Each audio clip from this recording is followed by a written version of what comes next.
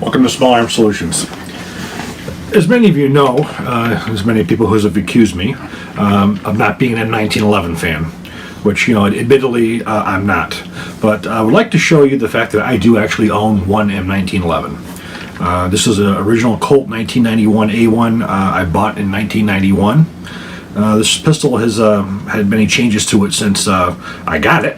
Very quickly after I got it, I was very displeased with the plastic components that were on it, including a plastic trigger, a plastic mainspring housing, a plastic grip safety.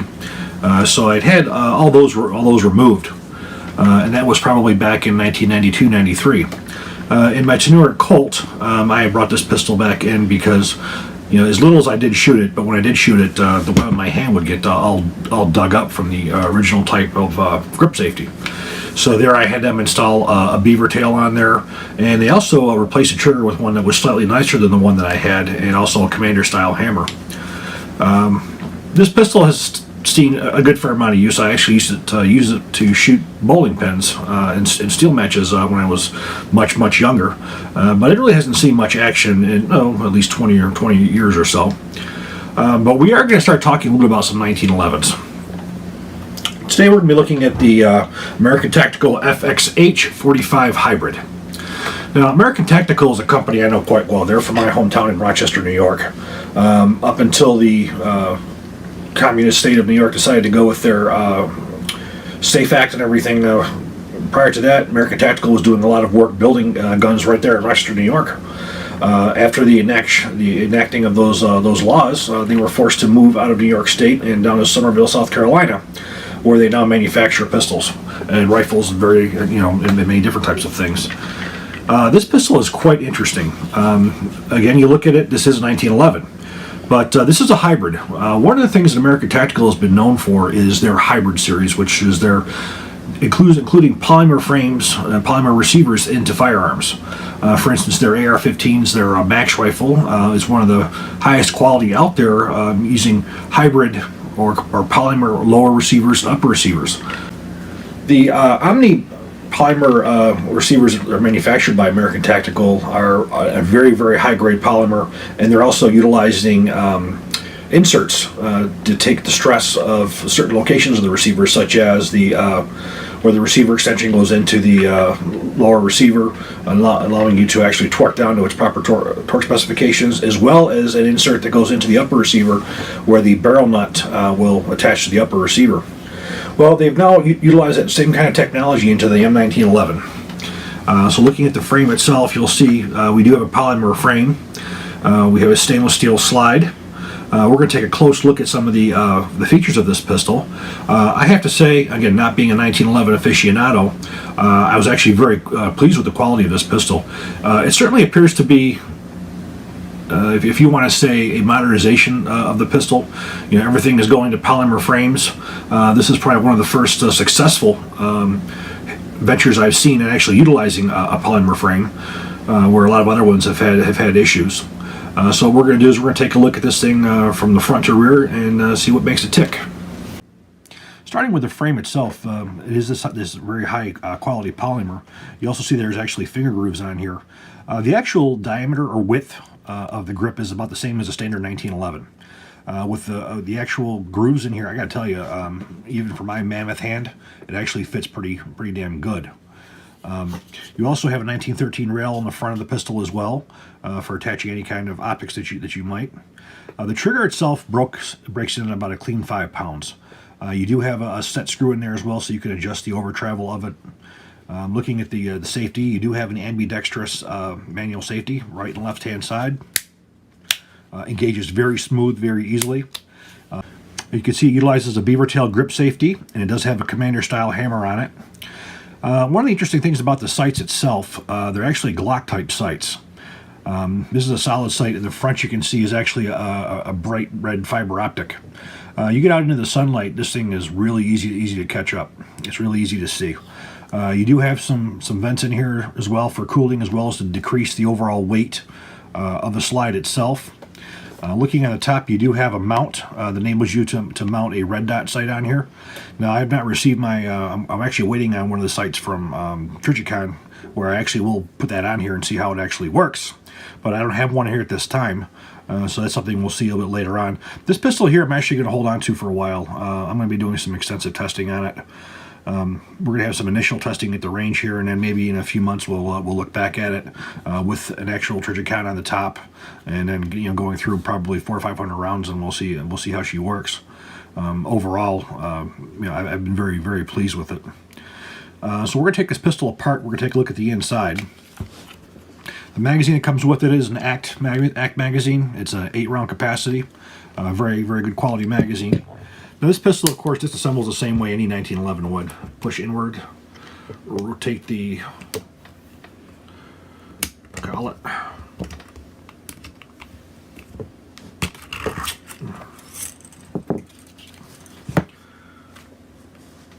Pull back, remove the slide lock.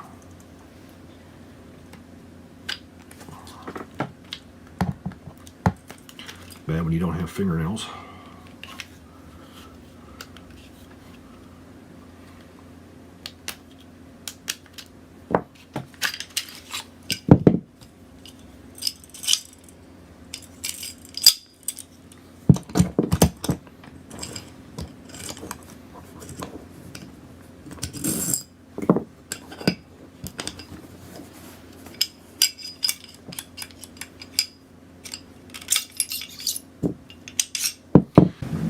Looking at the slide itself, this is extremely well made. You don't see a lot of machining marks whatsoever, but you'll also notice there's no firing pin block safety.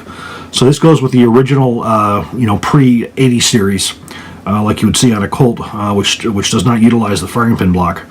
Now, that's viewed a couple different ways. One, for as far as safety is concerned, for as far as carrying, it's definitely less safe than carrying one with a firing pin block, but for somebody who's interested in as a shooter, many 45 aficionados will claim that firing pin safety actually will have negative effect on the overall feel of the trigger. Be honest with you, I haven't fired enough 1911s to really be able to tell you if that's true or not.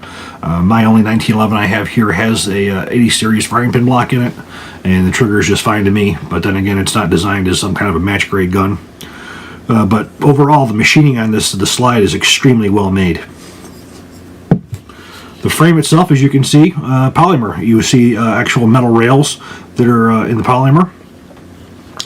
Everything is just typical what you would see of a 1911. You have an oversized trigger guard as well for gloved fingers. This thing here will take any modification for as far as custom triggers, disconnectors, hammers. This will take any of your customized parts that you would want. Now, the slide is not overly loose by no means, but it's not overly tightened.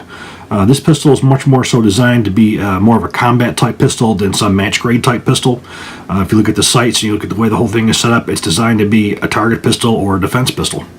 It's set up perfectly for those scenarios. I'm not really sure if American Tactical has any plans in the future of putting any kind of a match grade type pistol together, but American Tactical, a lot of their concepts for many of their firearms is they make guns that are affordable to customers. You can have 1911s that'll go well over $2,000-3,000. A lot of your ones will average around $1,000 plus. They want to manufacture pistols that are within the reach of any American. They want to provide excellent quality pistols and rifles at a cost you can afford. And you can definitely see that right here. There's not really anything that I would say that's been spared on here at all. I think a lot of thought's been into this, a lot of good design work, and the machining work is done really, really well. And overall, I think that this thing's going to do very well for over the long haul. But again, like anything, I don't ever take anybody's word for as far as how good something is. I'm going to see for myself. Over the next several months, I want to put 500 or 1,000 or so rounds, and we're going to work this one in, and we're going to see how well she does. Let's put her back together. Again, you have a standard stainless steel barrel, 6 left.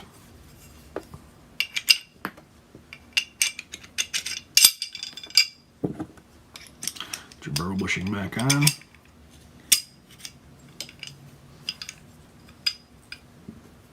One of the things about the polymer receivers is they tend to last longer than the steel ones. And we find that with Glock because when you actually have steel impacting steel, there's actually a wear that takes place every time that slide impacts the frame. When the stainless steel slide impacts the polymer frame, the frame absorbs recoil. And in absorbing that recoil, what it's going to do is it's going to provide you with a longer service life and also a little softer felt recoil.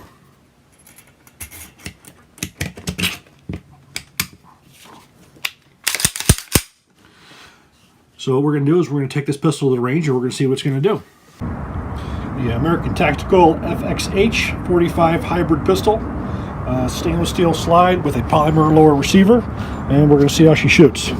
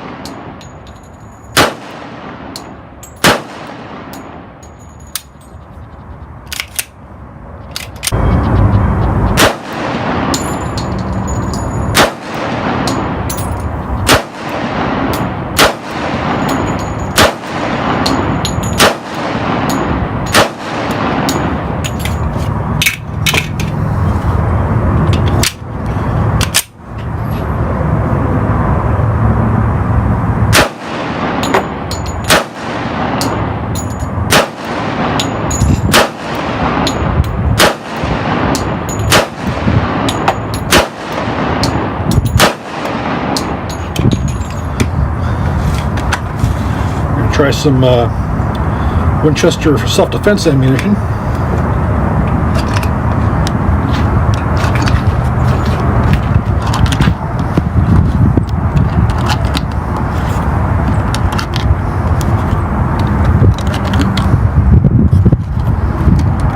See how it likes something other than hardball.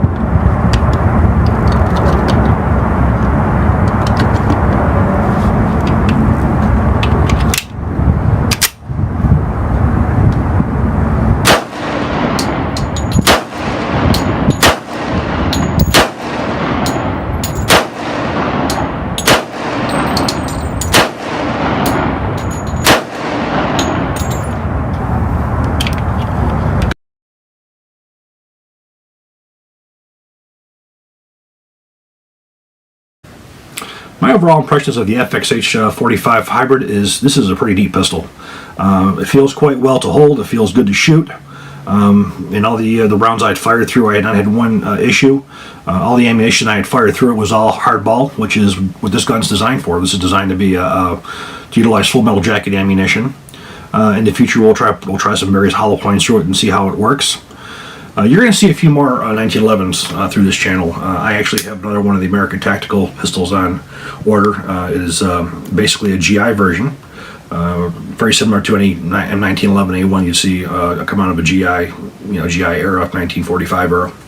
We're going to be getting one of those, and we're going to see how that works. And I'm also looking at getting some of the SIG 1911s as well. So I thank you guys for watching. I hope you enjoyed. If you did, please click like and please subscribe. Thank you.